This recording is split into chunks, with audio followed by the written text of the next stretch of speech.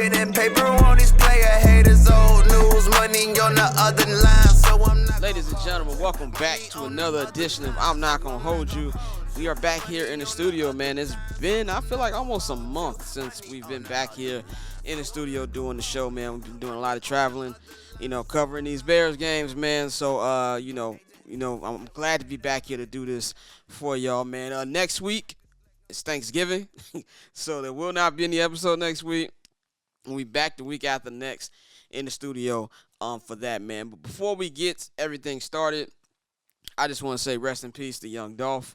I just want to send all my prayers to his family and his friends, all his close people, man. And it's just I'm really kind of getting sick of all of this murder within our community.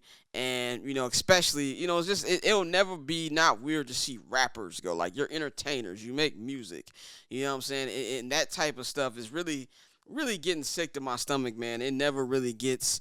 Like, sometimes you get numb to the violence, growing up in that type of shit, but this type of shit should not be happening. He was out there enjoying his day, trying to help the community, and people just ran up on him, man. So I just want to give my prayers, my love, and all my condolences to his family and friends, man. R.I.P. Young Dolph.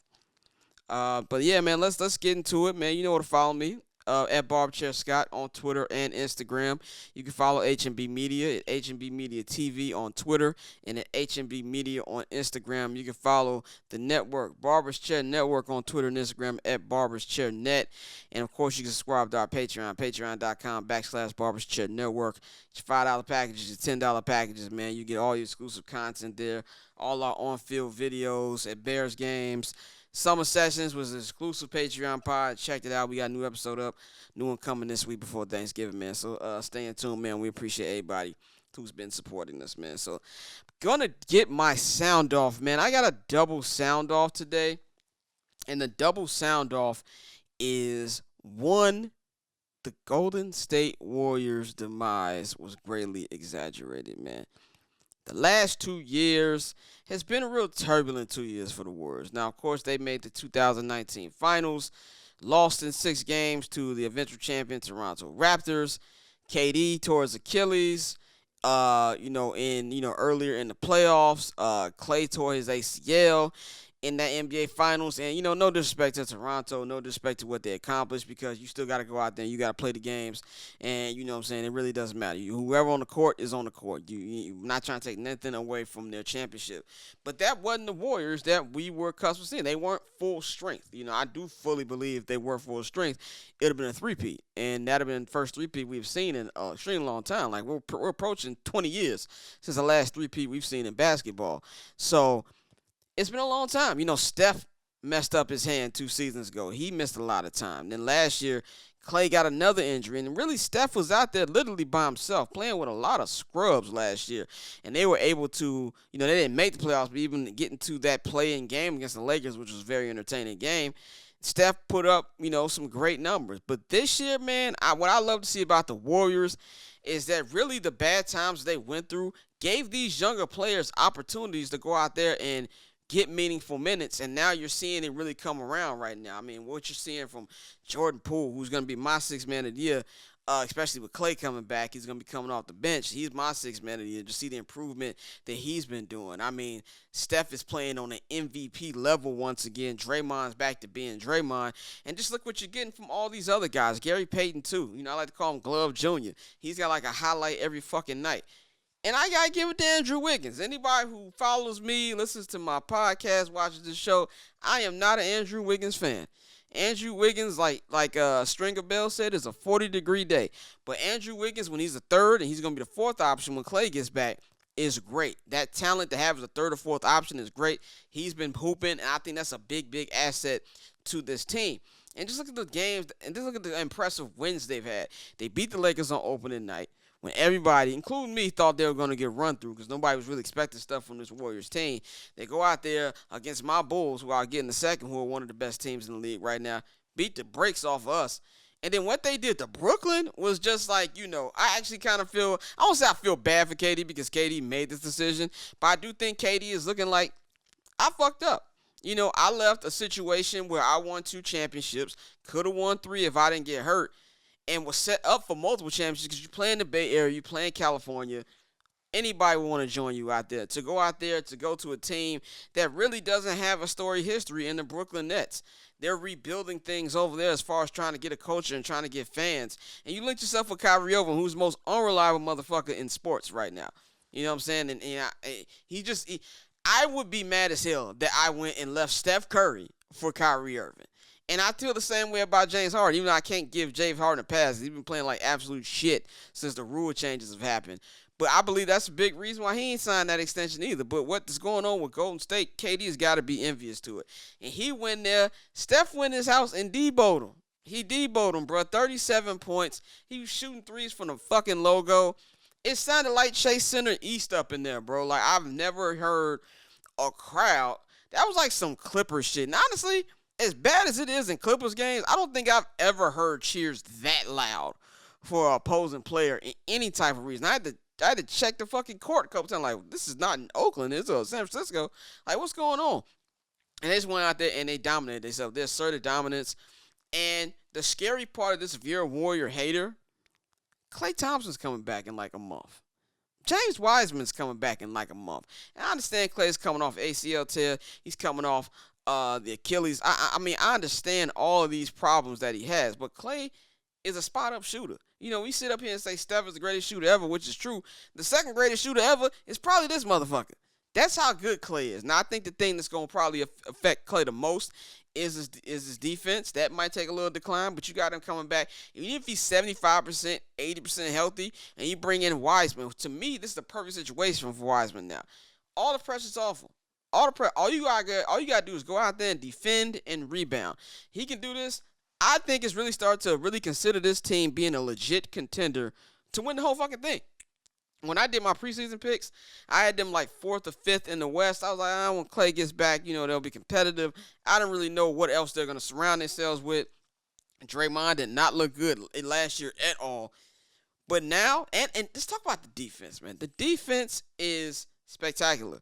They're locking dudes up, and arguably their best defender isn't even playing yet. So I got to give my part of my sound off to the Golden State Warriors because they're back. They're back, man. And Steph Curry is my top 5 favorite players of all time.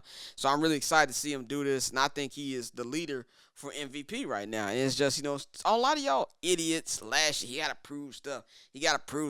What do he got to prove, man? Right now, he's just up in the score, running the score up at this point. And he's on a clear path to get his 3rd MVP, his 4th ring. That would be spectacular to me. And I think it's to the point we're starting to get disrespectful just calling him the greatest shooter of all time. I mean, that's true. But this dude is top 10. You've never seen a player like Stephen Curry in your entire life. I think he might be the most entertaining player in NBA history. That's just how good he is, man. So I'm going to get that to the Golden State Warriors. They're legit. Now, the other part of my sound off is to my Chicago Bulls, man. I'm going to have a little quick conversation on here. It's a lot of people get paid to cover this sport, to cover this league, who said the Bulls made terrible additions this offseason. Terrible additions. This is a team that won 31 games last year. A team that has the worst record in the National Basketball Association the last 4 years. The worst record, bro. I'm a diehard Bulls fan. I've watched terrible basketball. Over the last 2 seasons, I've maybe watched 60 combined games from them. It's been that fucking bad. So you go out there, you get Lonzo Ball. A lot of Bulls fans said, we overpaid Halas Caruso, maybe a little bit, but as somebody who's lived in the LA area and I've watched Caruso play, I was like, this dude is going to be perfect for our team. And you already got the Vooch edition that happened last year at All-Star break. But now, DeMar DeRozan, and I got to keep it G about DeMar. I know my homie Pav, he hates that I'm giving DeMar a little. I was never a big DeMar DeRozan fan. I'm not going to sit up here and stunt like I was. I never thought he was bad. I thought he was a pretty good player. I just didn't think that he was like, as good as a lot of other people thought. And I will say right here, I was wrong. This dude is cold. He can cook. He can get any shot you want. And even though I didn't feel that high about him when he was in Toronto, and that's really just because of how they went against LeBron. But losing to LeBron is not like it's not a shameful thing. A lot of people have lost to LeBron. But you have people out here who said this was the worst signing in the fucking offseason. That's just asinine. So for him to go out there and produce, how is he and Zach going to work? They're working tremendously. The highest scoring duo in the league so far. Motherfucking DeRozan just dropped 73 points in 2 games in these 2 LA games, and he's really shutting these dudes up. And I just didn't understand how a team that won 31 games that really didn't have any NBA players on their roster outside of the 2 people who are still here, and that's Zach LaVine and Kobe White. Like, this is a complete roster overhaul by AK and Mark Eversley, and I got to salute. This team is legit. It's a legit team. You know, a lot of people was like, oh, y'all, the Bulls fans just happy they started 4-0. They beat lottery teams. 13 game stretch that people said was going to humble us. We're 6-3 right now. Impressive wins against the Utah Jazz. Blew out the Brooklyn Nets. And the thing that was most important, that the 20-point comeback against Boston, the thing that was most important to me was this LA trip. Now, if you're a Bulls fan, you know the circus trip, which we used to call it. For anybody who doesn't know, it used to be called the circus trip because Ringling Brothers Barnum and Bailey used to come to United Center and do the circus for 2 weeks while they were sending Bulls out west. Bulls have historically never done well on the West Coast. This is going even back to the dynasty days with Jordan and Pippen and Rodman. We used to get our ass kicked. So for us to be, 2-1 right now in this 5-game road trip, and of course when you watch this, the Portland game would have already happened, so I don't know what happened with that one. But these are 2 impressive wins. In the LA back-to-back, a lot of teams don't do that because usually you might win the first night, and then you go out on the night of the town, the LA nightlife is undefeated, and you get your ass kicked the next night. I mean, we saw with the Timberwolves last week where they beat the shit out the Lakers, had a night in LA, and then they got smacked by the Clippers the next day. So you go into the Clippers on Sunday, and you go out there and snap their 7-game win streak. You put the absolute claws on Paul George in that fourth quarter. You go out there and win. And then you go against the Lakers, you just flat out dominated. You just flat out whooped their ass. That game was not close. From the jump, it wasn't close. And what's even more impressive is they're doing this without Vucevic. They're doing this without Patrick Williams. They're doing this without Kobe White. I know he came back last night, but he didn't really play that much. And you had Alex Caruso starting at power forward. And they just completely eliminated Anthony Davis. And everybody was saying, oh, this team are they going to be able to play defense? And I was trying to tell people preseason, I know a lot of people didn't watch the Bulls last year, but they weren't a bad defensive team, especially considering the personnel that they had. They were ranked 12th in the league. So right now, this is like a defense where they're not letting anybody breathe. Every time that Anthony Davis touched the ball, it was like 3 defenders on him. And I think that's going to be a thing that's going to carry this team as we see they're kind of like in an offensive kind of rut, just trying to see what they can get. And really, DeMar and Zach have been the ones kind of really saving this team, DeMar more than anything. So once they get in a row, get into a flow of things, I think the sky's the limit for the Eastern Conference. And one thing I will say about our front office, for the first time as a Bulls fan, I have faith in the front office. And I know when the deadline comes, whatever holes that we need to get fixed are going to be addressed, man. So I'm really excited about that. And if you're a Bulls fan, don't let these stupid motherfuckers on the internet kill your joy. I see a lot of people, Bulls fans acting like they won a championship. Why can't I be happy about my team actually playing well? This hasn't happened in an extremely long time. And if you want to even take it further than the last 4 years, they haven't even had a team that was worth watching since the 2014-2015 season. I mean, the fucking 3 alphas with Wade and Butler and Rondo are not watchable. Motherfuckers couldn't shoot for shit. So it's been a long time coming, and I'm really excited for all Bulls fans. And I think this is going to be a very exciting season, man. And I think that as of right now, the East, the NBA, and especially the East are kind of up for grabs. So I'm really interested to see what's going to happen long term, man. So that is my sound off to the Warriors and to the Bulls. Watch out, NBA. And now it is time for our usual Bears talk, 79th and Halas Corner. Of course, you got my brother Flows here. You can follow him on Twitter and Instagram at Flows Andolini. It's been a couple weeks since we've done this. We've been moving around, following, covering these games and shit like that. What's going on? Nothing much. Niggas cracking. I'm chilling. I'm chilling too. Now, you didn't go to Halas today. You're going to Halas tomorrow, right? No, I'll be there because somebody got to get picked up. So I'll be there Friday. Okay. All right. Yeah. You said somebody got picked up. Me like is that a burden to you? Absolutely. Your schedule. Okay. Absolutely. Okay. Well, let's get into this week, man. The Bears are coming into this week at 3-6, getting ready for a matchup against Lamar Jackson and the Baltimore Ravens, who are 6-3. They're coming off a tough loss to the Miami Dolphins on Thursday Night Football last week. What are we expecting this week from the Bears? Because if you look at the standings right now, the Bears got like the second worst record in the NFC. It does not look good. They are pretty much dead man walking playoff chance wise. Like they're not even in the hunt graphic on NFL Network anymore. What do you think is the theme? We're expecting to learn at Halas Hall this week. Do you think we're going to see Eddie Jackson and Khalil Mack out there? Like, basically, what do you think is the momentum of this team heading into this week?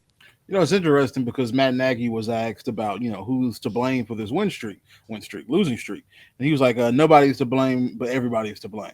And I feel him, but I also don't feel him because he shares the brunt of the issue with this losing streak. The first point being Andy Dalton should have never been the starter. Justin Fields should have been starting from week one. And maybe you could have ironed out some of the kinks within his own game and the lack of chemistry within him and the other skill players.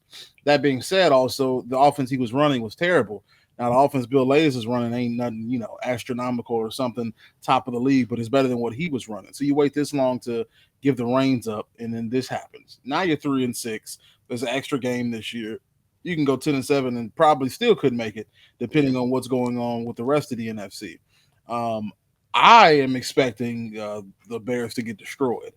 And now I'm expecting something like 38-27, 38-30, something around those lines.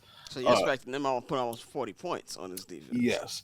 I do not think that, if Eddie Jackson and Khalil Mack play, maybe I'll tone it down to like maybe a 27, a 24. But if they're not playing, it's going to be even worse because you're going to have to deal with a quarterback who you're not going to be able to contain him when he's inside the pocket. And when he gets outside the pocket, that's where the magic happens.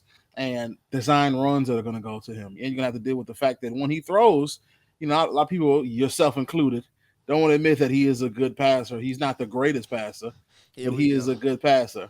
And he knows how to find his open targets. He knows how to find Mark Andrews. He knows how to find Hollywood Brown. Him and Mark Andrews have a very good rapport when he's outside the pocket. Hollywood Brown included. When he's outside the pocket, they know what to do and how to react. So I'm not expecting good things.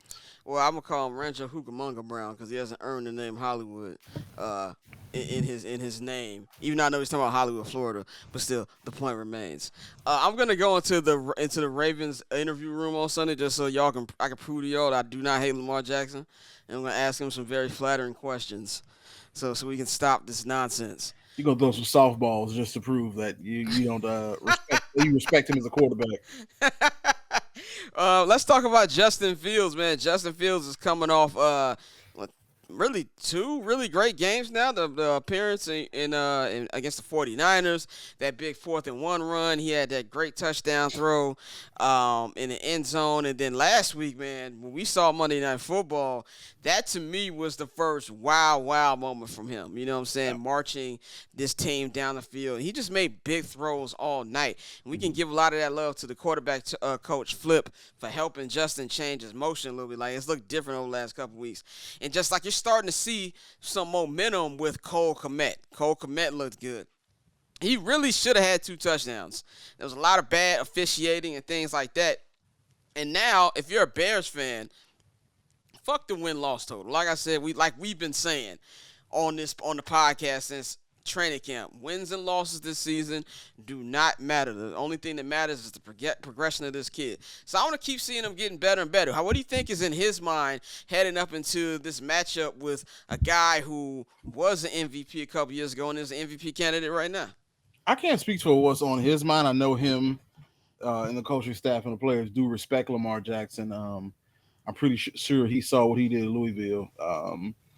But in terms of what he doing, only Justin knows because Justin really keeps that close to the chest. But what he can do and what he can learn from it is learning to sense pressure around you. It's like having a sixth sense, and I'm not sure it's something you can teach. More so it's something you develop with just experience.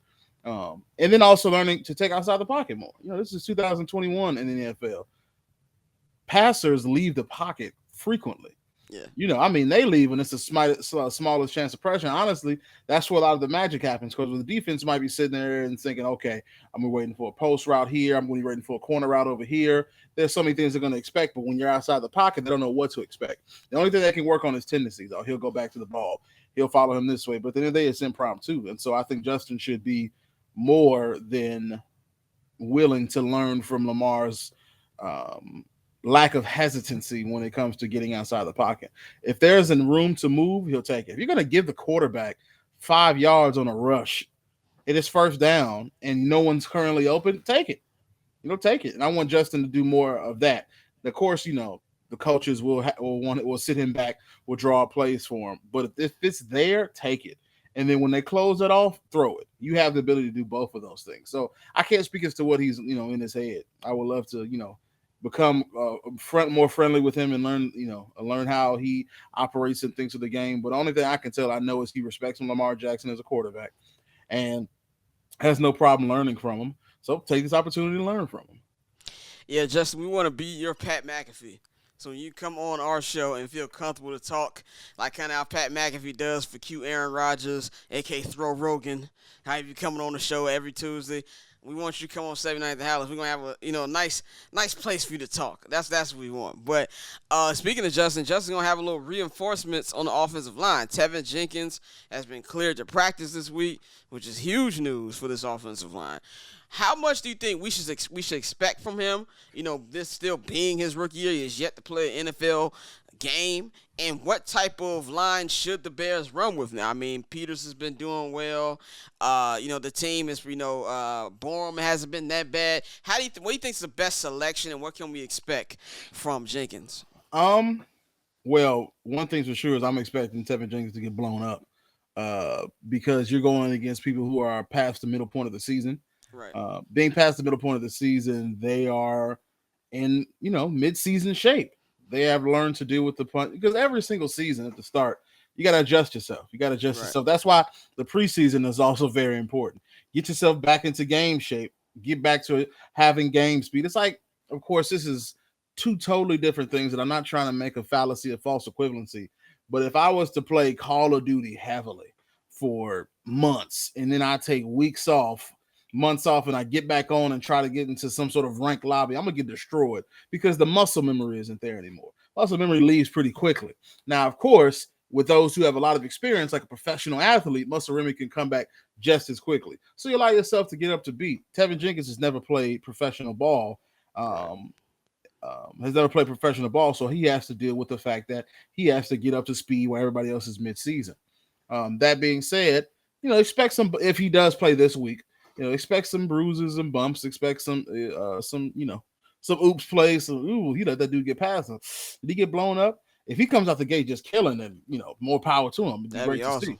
Yeah. The line I would personally roll with, I would probably have Tevin Jenkins on the left tackle, Jason Peters on right tackle, and then probably stick with the line that they'll roll with will stick with the same Mustipher, Cody Whitehair, James Daniels. I don't like switching centers so early in the middle of so late in the season. I just don't like doing that. Justin has had his time with Sam Mustipher, and as much as I think Sam Mustipher won't be starting next year, I do not want to switch him out so quickly. Now, in a perfect world where you put these players in their positions and they plug and play just as good as they did at the other position, it will be Cody Whitehair back to center. It would be James Daniels at right guard. It would be Jason Peters at left guard, which I'm not sure when the last time he's played left guard. Then I have Borum at right tackle. Then I have Tevin Jenkins at left tackle. I honestly have to be. I'm intrigued to find out when the last time Jason Peters has played guard. I have no clue. But that would be a perfect world. But since it's not a perfect world, I would probably just put Peters at the right tackle. Borum is good, and if you want to put Borum at the left guard, Borum can play guard. If you want to put him in a guard and put Whitehair at center, maybe. But the only issue is that once again, switching centers comes with a rapport that you develop between the person, and I'm hesitant myself of doing it. But of course, we know how effective Cody Whitehair is at center. Yeah. Now, last topic before we get you out of here, man. Now, I just want to preface this by saying we do not know. Yeah. Now we cover these games, we have to say this shit. We do not know. Nobody is telling us anything about who's getting fired, who's not getting fired. But what do you think? We say that because too many people get on Twitter, sources, and say they have sources, and then get cooked when they don't. We don't know. I have 2 years covering the Bears and being inside Halas Hall. And last year I didn't have a chance to build with anybody. I couldn't get to Halas Hall. during the pandemic. This is my first year being in Halas Hall regularly. Around people, yeah. You know what I'm saying? So I don't have sources, so I don't know. But I know you're going to be saying, there are, what do we guess based on our best information? But go ahead. So basically, what do you think is on the minds of Matt Nagy and Ryan Pace? There's only 8 games left.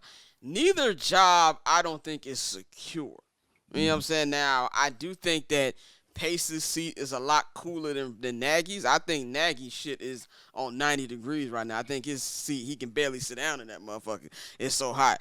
But what do you think Nagy can do? Because really it's on Nagy to kind of like save his job. Like this season, me personally, if I look at these last 8 games, I think the Bears got 2 wins tops left on this fucking schedule. And that's Lions and probably the Giants. And that would put them at 5-12. Yeah. 5-12, which would be fucking terrible. And you don't have your first round pick, which you live with because you got your quarterback. Yeah. What do you think? You live with that any day of the week. You live with that any day of the week. That's gonna make this mess even easier to fix. Mm-hmm. What do you think is on Nagy's mind and Pace's mind heading into this last half of the season? I am of the ilk that believes that Ryan Pace's job is safe for another season. Yeah, me too. Simply for the fact that he drafted Justin Fields. Yeah. You draft a franchise quarterback, you're probably going to be safe. The odds, if you were playing this in FanDuel or the Vegas odds, you look at FanDuel, Ryan Pace to be fired, it'd probably be plus 1,000 right now. So I don't think it's high for him to get fired. Whereas Nagy, I'm looking like plus 160 odds of him getting fired. For him to keep his job, they'd have to win 9 games. So they'd have to go 9-8 for him to win his job. So it means he'd have to go on a tear these last few games. And if he went on a tear, they'd have to go 6-2. Yeah, they'd have to go 6-2. And the games they lose, they'd have to lose by a touchdown under. Yeah. Or they'd have to be in the game for the most of the game. And if you see the offense is starting to put up 24, 27 points a game, then I think his job will be safe. And I think any GM would feel the same too. If you look at your quarterback and he's starting to do that, and he's starting to take off, the coaching is starting to be better, the discipline is starting to be better, then I would say his job is be safe. His job will be safe. That being said, the likelihood is highly, highly unlikely. And so the odds of him getting fired at the end of the season, some people were saying in certain other content in certain Twitterverse, Bears that Twitterverse he's going to be fired Sunday. I'm not sure about that, because a lot of you, I don't see you all at Halas Hall. I don't see you all at the games. I don't see you all in the press area. That being said, you can have a source. There are people who know sources within the team, and they could be the cousin or something. But I don't see you around these players enough for me to believe that you have a source. So if he were to be fired, he would be fired. Do I think it's likely? No. What's going to happen? They lose one more game. They're 3-7. The likelihood that they'd have to win every other game, literally, to make it to 10-7. So the likelihood of that happening is highly unlikely. But why would you fire him now? Is he trying to turn the ship around? I don't see it. So I doubt he would get fired this early. But in all likelihood, the Bears win 6 games. They're 6 and what? What would be 6-11? 6-11. Yeah. And Nagy's fired at the end of the season. But Ryan Pace, I'm pretty sure he's not going nowhere. Yeah, I think Ryan Pace is I think they're gonna at least let him play out the last year of his contract. And if Tevin Jenkins looks good, they're gonna say Tevin Jenkins looks good. Right, they're gonna say he got David Khalil Montgomery, Khalil Herbert, Larry Borum looks good. Like there's too many people that they can point to and say Khalil Mack looking back to elite. You know what I'm saying? There's gonna be things that's gonna keep it's too many people to point to say that you fire him when they look good. And the GM's job isn't to create the record. The GM's job is to create the squad and the personnel. And I do not think that's enough to fire him. But the flip side of that is, do you want him to hire another coach? This would be coach number 3, which I see would be the issue right there too. At least there was outside hiring with Matt Nagy. At least there was a process with Matt Nagy. He didn't make it. He screwed up. We liked the John Fox hire when it happened too, though. Remember? What'd you say? First time we liked the John Fox hire when it happened too. We did. He was coming off being Denver's coach. Denver was fantastic. You know what I'm saying? It seemed like a good hire at the time. Coaching is weird, man. You know what I'm saying? But he also saw the ship ain't moving with John Fox. Let's get him out of here. Okay, we have a young offensive coordinator in him. Matt Nagy. Let's get him. Now you have I don't know if Bieniemy is going to be up for getting picked, and you have Dabble from the Bills. I wouldn't pick any of them. But I want Kellen. I don't know about that either, but Really, none of these. I'm real. It don't matter who the hell we I'm hire. not impressed by anybody. I'm not championing none of these dudes to at least 2 years into their contract. Basically. I'm done championing coaches before shit happens. Basically. I'm done doing that. But yeah, man, we're gonna wrap this up. Of course, we will be back in Soldier Field this Sunday for Bears, Ravens. Of course, when you're watching this, I'll probably be on a flight. I'll be on a flight when you're watching this right now. But look out for our post game video that's gonna be coming. We should be doing a preview pod this week. I don't know what the schedule's looking like. TBD. TBD for this weekend. But of course, we will have our post game per usual, man. So check that out. You know where to follow him at Flows Andolini. Follow 79th Halas at 79th A&D Halas. And we'll have you back on in 2 weeks after Thanksgiving.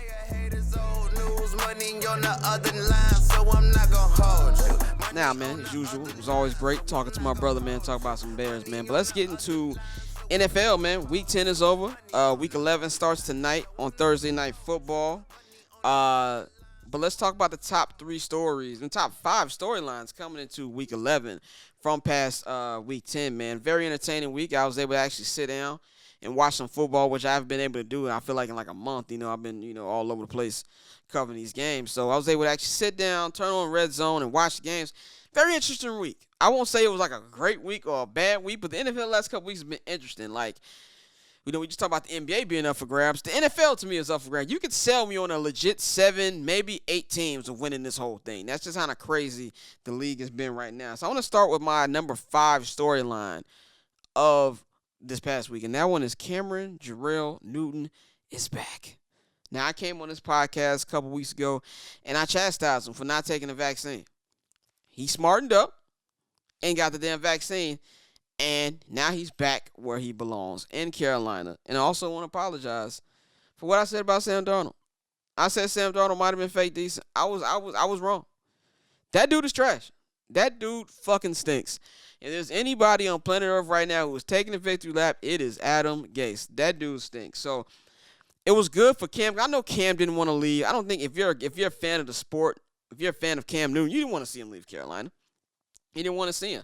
And if I was Cam, I would feel, gratified that, and, kind of feel a little good that you came back to me. Kind of like the Thanos thing in Endgame. Like, you cannot live with your own failures. And where did that bring you? Back to me. Like, you tried with Teddy Midwater. Didn't work. You tried with Sam Darnold.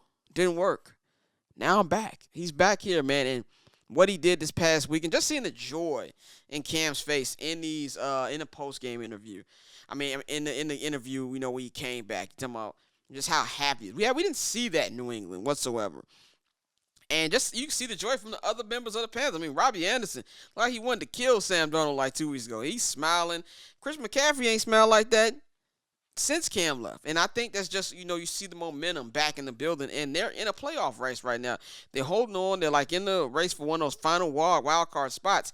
And now Cam has an opportunity to see if he can lead this team to one of those wild card spots. They just come off a dominant win in Arizona. Now, granted, Kyler Murray didn't play. DeAndre Hopkins didn't play. But you play who's on the field. Blew them out like it's supposed to, and they got a big win. I don't know how he's going to play long term because he didn't really look great when he was in New England. So I don't know if it's an age thing, but I think it's just exciting and gives us something to watch. I mean, he came in on select plays against Arizona, and he had 2 touchdowns. So that type of element right there, I think is going to be exciting. I'm really happy for Cam, and I'm happy for Carolina sports fans, man. It's a dope story to see Cam Newton back where it all started. Now let's get into my number 4 storyline coming this week. The Buccaneers are slumping right now. They've lost 2 in a row. 2 games to team they really had no business losing to. I mean, they lost to New Orleans 2 weeks ago. Technically losing to Jameis and Trevor Siemian, which you can't do. And then they lost this week to fucking Taylor Heineke in Washington, man. These are 2 quarterbacks you're supposed to be losing to. And Tom Brady did not play that well in these last 2 games. But I'm here to tell you, don't fall for the bullshit. How many times have we seen this? How many times have we seen a Tom Brady-led team struggle and y'all get off the bandwagon? Like this is January Tommy we talking about. That's a new nickname I got for him. January Tommy is what we talking about. He don't give a fuck about the regular season. Why should he? I wouldn't care about this shit either. They're going to win this division by just showing up. That's all that he's got to do to win this division is show up. and they're going to be fine. They're going to be fine. They get AB coming back soon. Gronk is coming back soon. There's not going to be Tampa Bay high schools in that secondary anymore. The secondary is going to get healthy. And when they get healthy, I still got them over the field. If you make me bet my life on it, I'm going with Brady every day of the week, man. So I'm telling y'all right now, don't do this to yourself. How many times are you going to fall for it? It's been 20 fucking years right now. I mean, even if you look at it, he got a Last Dance type documentary special on ESPN Plus right now, and he's still fucking playing. Like, let's stop it, man. I don't want to hear none of y'all type of, ooh, the Bucs in trouble. I'm not trying to hear that shit, bro. I'm not trying to hear it. That's my number 4 storyline. Don't fall for the bullshit when it comes with the Tampa Bay Buccaneers, man. Number 3, and I say number 3 with such a big smile on my face, because I've been trying to tell y'all for long, this dude ain't it. Baker Mayfield ain't it. Baker Mayfield is not it. Baker Mayfield wishes he was Jay Cutler. That's how bad that Baker Mayfield is. This man threw 21 times and threw for 73 yards. He tried to go out here blame Odell. It's you. He got more commercials than it feels like he got touchdowns. Like, the worst road to be in, I believe, in sports is the middle. If you're a middle road basketball team, if you're a middle road football team, it's terrible. But the number one thing that's terrible is having a middle of the road quarterback, because he's not bad enough to for you to get rid of, you know what I'm saying, and start from scratch. And he ain't good enough to win the whole damn thing. So that's what's kind of the predicament they're in right now. And the worst thing about Baker Mayfield is, if you look at other mid quarterbacks, you taking them over. Gun to your head. Baker Mayfield, Kirk Cousins. I'm taking COVID Kirk every day of the week. Like, come on, dog. Baker Mayfield, Derek Carr. I'm taking Derek Carr. That's how bad it is. And if you're the Cleveland Browns, which I told all of y'all, who said Cleveland Browns going to the Super Bowl? My brother said that shit. My homie Chop said that shit. Super what? No, it's just not going to happen, bro. It's not going to happen. And I do not envy the Cleveland Browns. Never have. Even as a Bull Bears fan, things ain't been great for us. But I truly believe there's been 3 franchises put on God's green earth to let me know as a Bears fan, shit ain't all that bad. It's Cleveland Browns, the New York Jets, and the Detroit Lions. Those 3 teams that made me feel like I'm going to be okay. Because now where do you go from Baker? You can't really let him walk. You got to pay him. But how much you going to pay him? And I think that's what's messed up for him, man. So Baker Mayfield ain't it. I'm going to take a victory lap over this. Because I tried to tell y'all. Y'all try to call me a hater. He ain't it, man. Now let's go to number 2. The Kansas City Chiefs. The Kansas City Chiefs are not there yet, people. Kansas City Chiefs, all that talking about AFC West, the Chargers going to do this. Are the Raiders going to make things interesting? They're back in first place. Patrick Mahomes, my guy Patrick Mahomes, he was my favorite player in the league before we got Justin Fields. So he moves to number 2. But I do believe he's the best quarterback in the league still. I think he's the best player in the league still. 2 guys who I feel like the best players in the league is him and Aaron Donald, because they're just masterful at their position. He had a real reminder-ass game this week against the Raiders. 5 touchdowns. Look like the Patrick Mahomes we all know and love. They're not done yet. And if you look at the AFC, can you really say who's the best team? I can't say who's the best team confidently in the AFC. Everybody got issues. The Bills got issues. Ravens got issues. Chiefs got issues. Steelers got issues. Who you going to pick? You know what I'm saying? There's so many different ways you can go.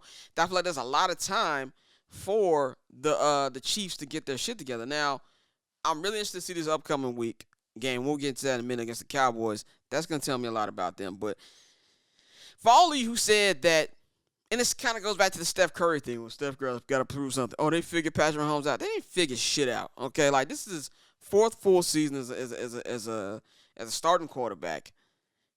If they'd have figured him out, they'd have figured him out a long time ago. He's not figured out. There's just certain things he's got to put together, because this team isn't as great as the other teams he's played on. So he needs to learn to, you can still win the game with a single or a triple or a double. Everything ain't got to be home run plays. You can do the check down. So once I feel like he gets over that point, I think this thing's really going to start rolling. And I think this next week is going to tell us a lot about that. So I'm just going to say for number 2, don't count the Kansas City Chiefs out. My number 1 biggest storyline from week 10 going into week 11 is another thing I'm happy about. I'm doing a lot of I Told You shows today. Matthew Stafford is Matthew Stafford, man. Like we can sit up here and first of all, super teams in the NFL don't work. It's football. It's literally any given Sunday, anything can fucking happen. I seen a team that literally went 18-0 in 2007 and got beat by a fucking wild card team in the Super Bowl. None of that shit matters, bro. None of that shit matters. Like if you take the 07 Patriots and the 07 Giants and have a best of 7 series, Patriots win that shit and probably sweep their ass. But it don't matter in football because this is one day. And I like the Odell signing. Honestly, the Odell signing looks like it's necessary now that Robert Woods is out for the season. I like the Von Miller signing, even though Von's not the Von that he used to be. When you got Aaron Donald on the front line, and you've got guys like Leonard Floyd who play their role, all he gotta do is put in a piece. He ain't got to be dominant Von. So I like the signings. I think their general manager did a great fucking job. But if you're betting your Super Bowl money on John Matthew Stafford, yes, I've figured out what his real name is. You wasting your fucking money. There's one thing this dude is going to do, and I've seen him his whole career. Him being in NFC North playing for the Lions, I've seen him. He's not a bad quarterback. I'm not going to sit up here and tell you that Matt Stafford is trash. Matt Stafford is not trash. Matt Stafford is a good quarterback. I think Matt Stafford is probably a top 10 quarterback in his league. He probably 9 or 10, but he's on that list. But if you think Matt Stafford is going to be one that's going to take you to the promised land, he's going to be one to get you over the hump, you're sadly mistaken. We've seen the last 2 weeks play like absolute shit at home against the Tennessee Titans. And he fucking laid another egg against the San Francisco 49ers this week on Monday Night Football. And by the way, I want to say this about the Niners. Fucking Kyle Shanahan, who I saw somebody call Mark Trestman with Yeezys, which I thought was fucking hilarious. That guy can't do nothing against the other 30 teams, but boy, he be kicking the Rams' ass. 5-0 against them now, and they just made them look incompetent. And that defense, I think Matt Stafford only threw 2 picks. He probably should have had 4. He got away with a couple, man. And if you look at the field, are you confident in Matt Stafford going into Green Bay? And because this thing we got to realize, they're not number 1 in their division. So if the playoffs started now, they'd be on the road. So you got faith in Matt Stafford going to Green Bay to Frozen Tundra to beat Throw Rogan? I don't. You got faith in them going into Jerry World and beating Dak and going up against that defense? I don't. Shit, I can see Trayvon Diggs intercepting Matt Stafford in my head right now. I can break the whole damn play down. I don't have faith in that. You think I'm betting against Matt Stafford against Tom Brady? Get out of my face, man. And I'm gonna be real. I don't even know if they can beat Kyler Murray. I don't even know. I think it's a great team that they have. I'm not gonna kill the defense for what happened this past Monday. I think they'll get it together. But you're not putting your bets on Matthew Stafford. If you are, you're a fucking idiot. If there's one thing he's gonna do, he's gonna fuck the money up. I'm telling you. This Ram shit might come to bite him in the ass. They gave 3 first-round picks for Matt Stafford. I understand Jared Goff is ass, but 3 first-round picks? We might have a conversation about this in a couple weeks, man. So I'm just going to say, don't put your money on Matt Stafford. Now, let's get into our top 3 must-watch games going into Week 11, man. We got a pretty decent schedule this upcoming week. We're going to go with my number 3 game of the week. It's an NFC North battle. It's going to be in Minneapolis. It's going to be the Minnesota Vikings taking on the Green Bay Packers. Thing I'll say this about the Vikings. Vikings got a really, I feel like, entertaining offense. I mean, Kirk Cousins does what he does. Kirk Cousins can put up points and then do absolute stupid shit 5 minutes later. But Justin Jefferson is a dog, man. Justin Jefferson is a dog. I think they got a lot of weapons there. And they really should have a better record than what they have right now. I think the majority of the questions are on that defense and them not being able to close games. So this, to me, is must-see because I feel like they have an opportunity to beat the Green Bay Packers. I mean, Aaron Rodgers didn't look too good last week coming off COVID. The Seahawks had every opportunity to win that game and just did nothing. And I do believe this is a beat-up Green Bay Packer defense. I feel like a lot of plays can be made. Now, the question here is you got to learn how to close against the Packers. This shit they've been pulling the last couple weeks and honestly not getting away with it definitely isn't going to fly against Green Bay. But I do think it's going to be a high-scoring game and an entertaining game. My number 2 game, it might actually surprise you. Because my brother came on earlier and said he thinks this game is going to be a blowout. I don't think it's going to be a blowout. I think the Bears are going to lose, but I don't think it's going to be a blowout. I got Bears-Ravens. And the reason I say this is going to be a must-watch game is because the marquee matchup. You got Lamar Jackson versus Justin Fields, 2 young black quarterbacks.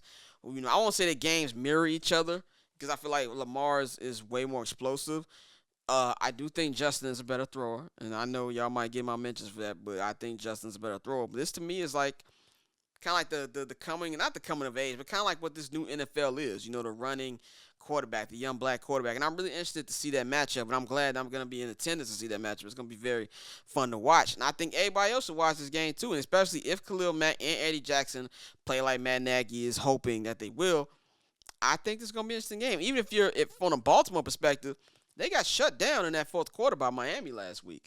And now this is a game they need. And I think it's going to be real entertaining to watch, man. And I'm going to go with that for my number 2 must-watch game for Week 11. But my number 1 game to watch is the game in Arrowhead, man. It's Chiefs-Cowboys. This is a huge, huge game for both teams. This is a huge game for Dallas because Dallas can go out there and say, yo, we beat the team who's run the AFC the last 2-3 seasons. And they can go out there and show we're legit and we can do this. You know what I'm saying? Like, Dallas has been great, but I'm trying to think out all their wins. Like, they let Tampa off the hook. I'm trying to see if they have any, like, quote-unquote standout win. I don't think they have. I don't have the schedule in front of me, but this one hit 100%, despite the way the Chiefs have been struggling, be a standout win. Go on the road in that cold weather, beat Mahomes coming off a great game last week. And if you're the Chiefs, you need to win this one to really say, okay, we're back. If the Chiefs win this one and Mahomes looks good again, I think this team will be right on the back back on the right direction, and to get this season turned into the right way, man. So I think it's gonna be very interesting. That is my number 1 game of the week. When we come back, man, we're gonna have our guests, man. So stay tuned.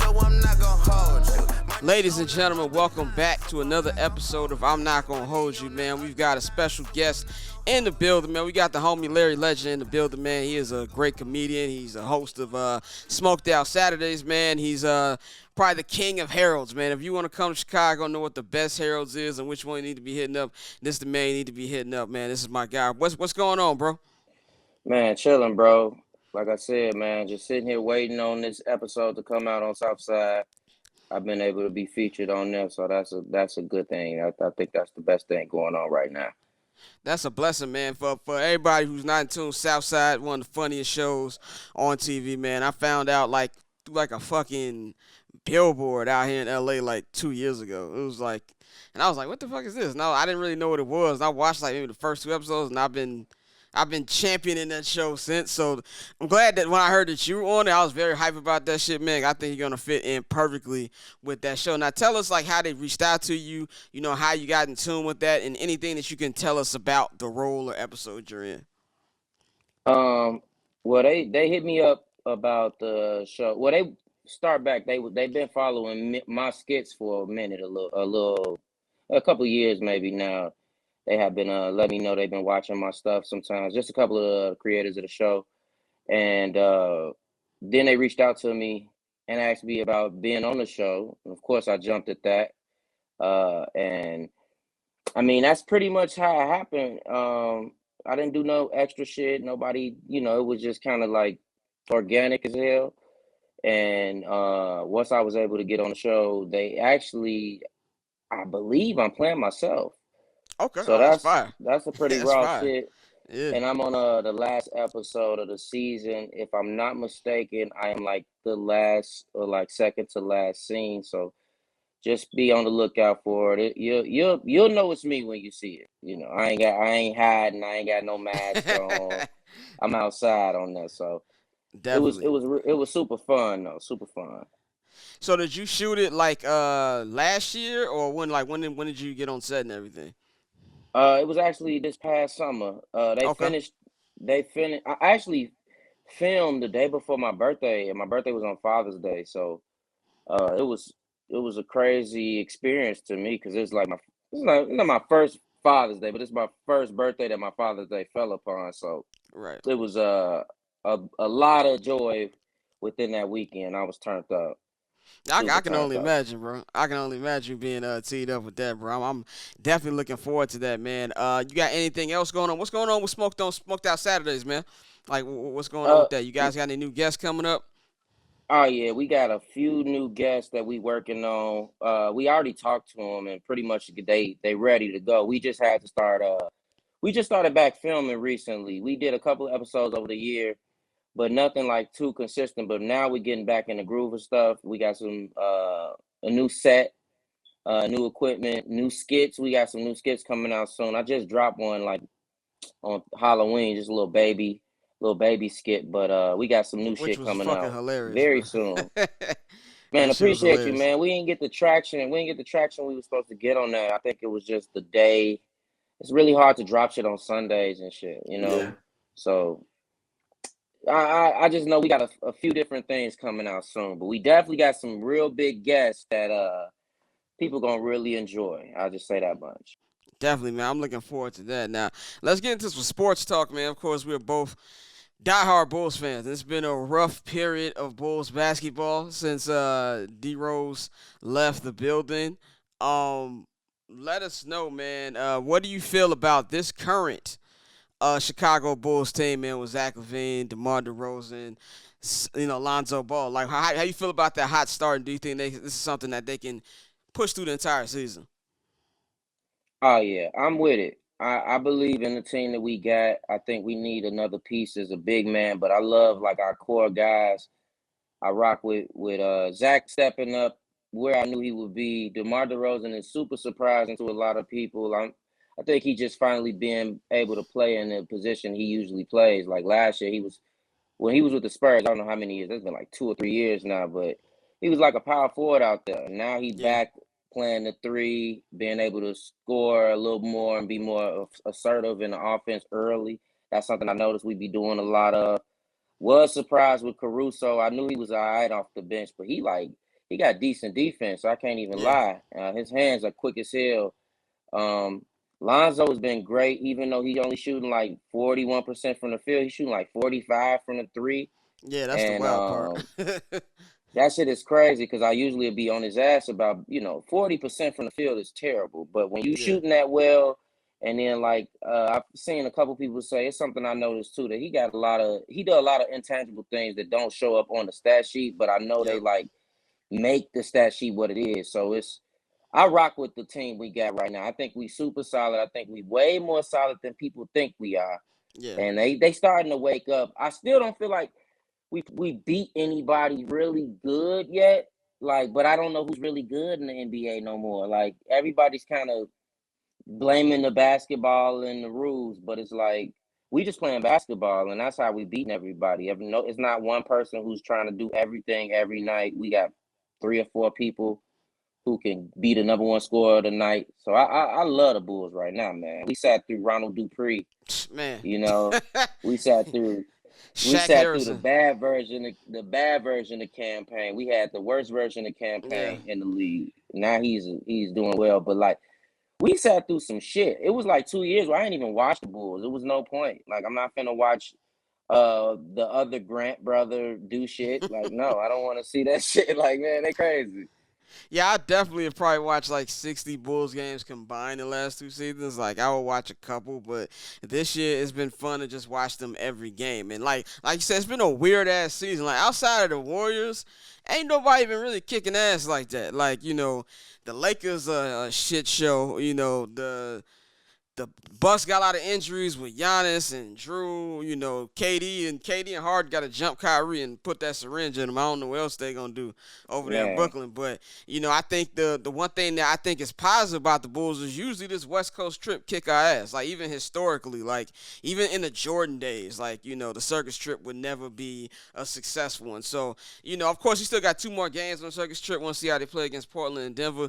But there's a good chance they come out here with an over 500 record. And this 13-game stretch that everybody said they were going to get humbled, they're 6-3 right now. So, I really love how they playing. I think once we get Vooch back, and then it feels good as a Bulls fan to be able to trust your front office. So now I'm like, whatever holes we got at All-Star break or trade deadline, I know that they're going to be addressed. And I think that's the right. biggest thing right there, man. One last thing before we get you out of here, man. I definitely want to talk about some heroes now. I want to know what's the best one in the city right now, because I be coming home and I be like, some shit don't be there no more, or the mouse sauce ain't really hitting no more. Like, it's been a lot of inconsistency in these streets lately. Tell me, where's the go-to place? Because I'm be back tomorrow and I want to know where the fuck I need to go this weekend. Yeah, for me, it's gonna be. I'm gonna give you the funny answer first. You should just get your hairs from where you at first. You just go in Hollywood. and get your Heralds because Chicago has fell off, man. It's bad right now, and it's really just the inconsistency with all of the Heralds. They not really on the same program, and then a lot of them are just getting back in the flow of shit with COVID. So like some of them aren't consistent. I would say for me, it's gonna be 103rd, but that's just Okay. because it's the most convenient for me right now. But most people will tell you 35th. I haven't had them in years. I'm gonna have to go back. I might go this week. But I would say 35th would be a good starting point for you coming Okay. back home. I'm not going to Express Heroes. I love 74th and Stony, but I heard they haven't been consistent recently, and it's just all over the place, man. Once they get their camaraderie together, it'll be right. But for now, the best heroes are outside of Chicago. That's the craziest shit. And we in a Herald's drought right now. I will say this about the Hollywood Heralds. It is authentic. It tastes like the real shit. They just tax the fuck out of you. Like, Yeah.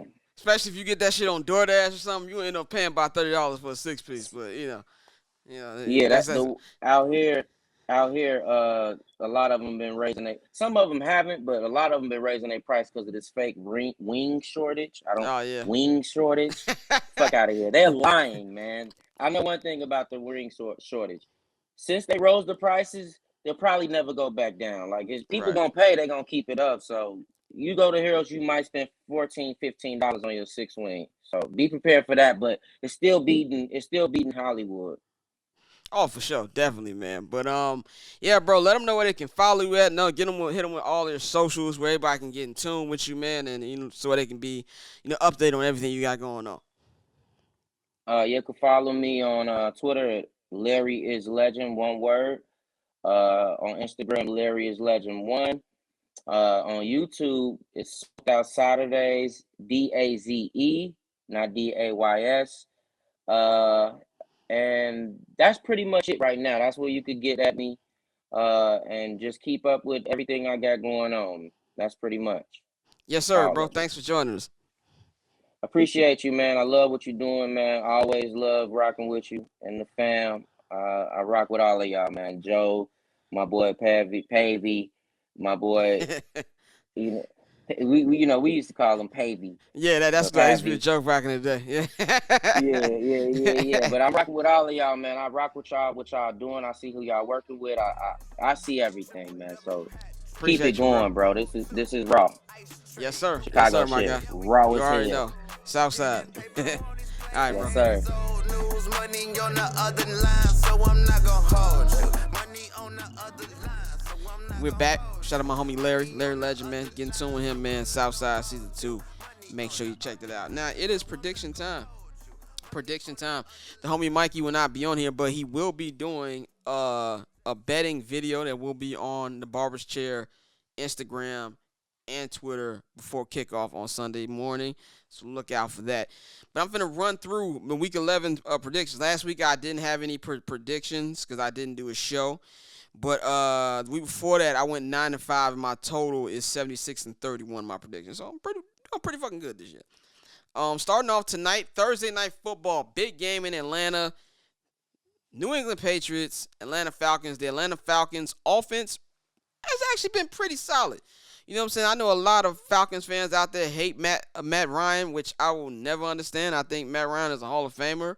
I think Matt Ryan is, one of the best.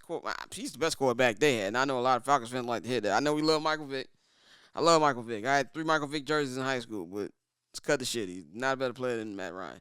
But they've been putting up some points, and this is an opportunity for them. They're in a wild card race in the NFC. Also, they're going to be at home. Can they get a big win? And the Patriots to be the most interesting team in the league. And I say they're interesting because, of course, any Bill Belichick-led team is going to have a solid defense. They have a solid defense. And Mac Jones is interesting to me because he ain't been bad, and he ain't been really good either. Like, he does what the team wants him to do, and I think that's all that Mac you can ask of from Mac. If you're a Patriots fan, if you're Bill Belichick, he's doing what they want him to do. He doesn't make any splashy plays, but he's not going to necessarily lose you a game either. I haven't seen a game this season where I'm like, oh, yeah, the Patriots lost that game because of Mac Jones. So I'm really interested to see, can he take a leap? Can he start seeing some flashy plays? We saw a couple flashy plays against Cleveland last week.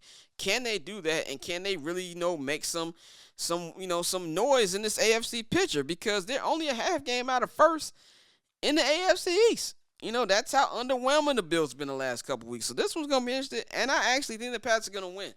I could see the Falcons winning. They got a good offense, but I'm going to believe in that defense, and I think they get the job done. This next game is going to be a very entertaining too. Bills and Colts. Colts been playing better over these last couple weeks, and I know the NFL is pretty excited about that because they're doing the first in-season Hard Knocks, and nobody wants to watch the Hard Knocks when the team is getting their ass kicked. So I think just from the viewing perspective, that's going to be good for the NFL. The Bills had a good win this past week. They've been real hot and cold, but this is going to be a tough game for them, but they will be at the crib.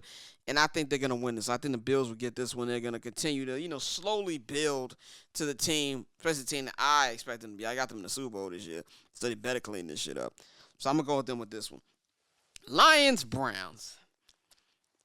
This game is interesting to me because the Browns are free-falling, and the Lions are arguably the worst team in football. And only reason I say arguably, there's a team in Houston that might be a little worse. I understand they got to win and the Lions don't. But just talent-wise, the Lions might be a little better. But with this one, it's in Cleveland. Now, I originally had Lions over Browns only because eventually the Lions got to win one, right? But now we're hearing that Jared Goff's got some injuries, and they might have to roll their back up.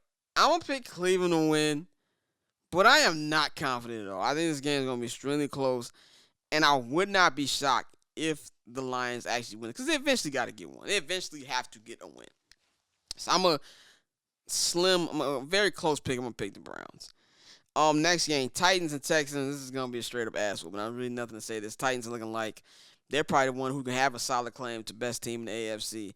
They've looked really good the last 2 weeks when they beat the brakes off the Rams in LA, and then have a close win against the Saints this past week. And they're doing this without Derrick Henry, and they're keeping up hope that he will come back this year.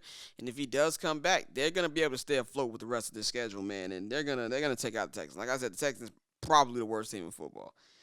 Vikings-Packers is my number 3 must-watch game this week.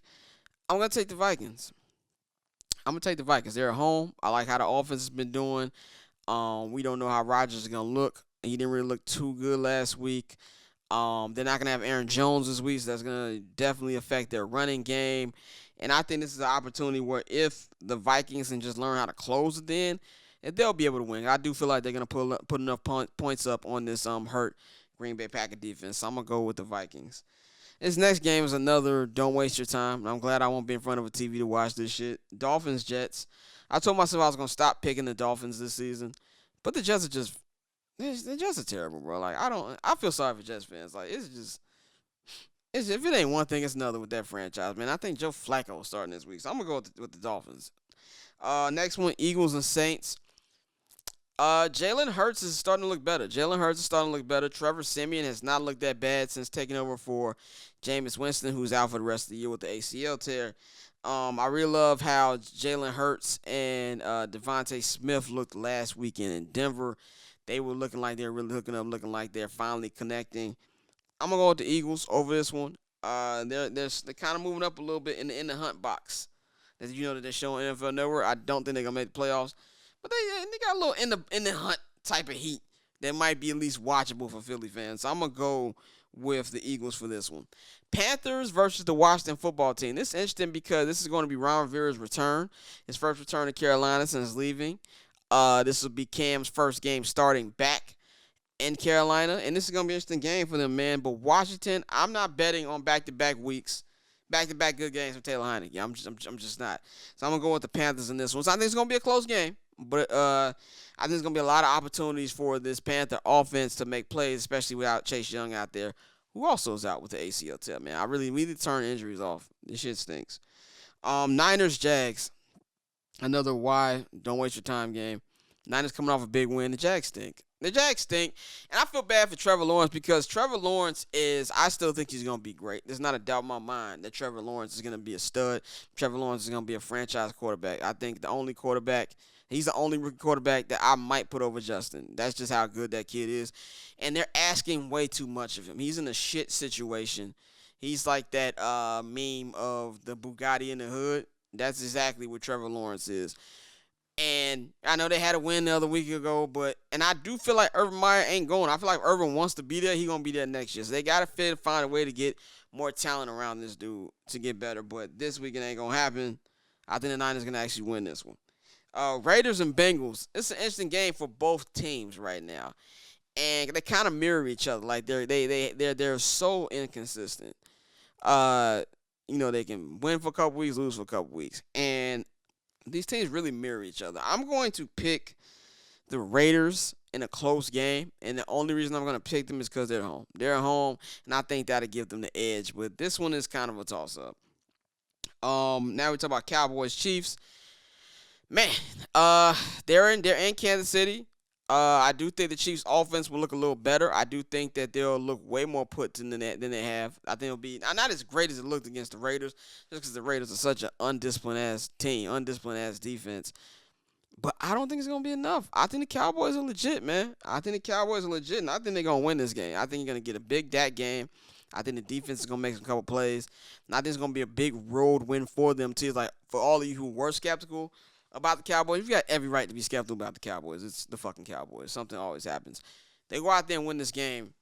I mean, there's not really a lot more you can say about this team. So I'm going to go with the Cowboys for this one.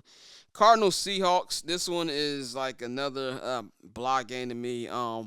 We still don't know much about Kyler Murray's status. We still don't know much about DeAndre Hopkins' status. Russell Wilson has just come back from injury. Did not look good in Green Bay whatsoever. But that team looks bad. Seattle. I'm going to pick the Cardinals. And if you're a Seattle Seahawks fan, I advise you to appreciate these last couple weeks, because I feel like, just like Aaron Rodgers in Green Bay, we're watching the last days of Russell Wilson in the Seahawks uniform. So if I were you, soak it all in. You're going to soak this loss in on Sunday, too, because I got the Cardinals winning. Chargers Steelers, which is another interesting game. Ben Roethlisberger, or criminal number 7, as I refer him to. He should be playing this week. The Chargers had a little spark at the beginning, but they're right back to the mid that I kind of had predicted at the beginning of the season. Like, I thought, they'll be like a wild card team, but nothing like too great. This is a big opportunity for them, and not that I feel like the Steelers are a great team, because I don't. I just think they're okay in a okay ass division. They really should have lost last week against the Bears, but and just the fucking effort they put against the Lions, that might have been the worst football game I've ever seen in my life, like period. I think the Chargers are going to win this one. We don't know how, inmate number 7 is going to look coming off Corona. We don't really know how they're going to react to that. And I just feel like, these guys got to break this streak eventually, and I think the Chargers are going to finally go out there and win. Monday Night Football is Bucks Giants. I mean, I'm not even going to be watching that fucking game. The Bulls and the Pacers play on Monday. I will not be watching that whatsoever, but Buccaneers are going to beat the crap out of them. It's in Tampa Bay.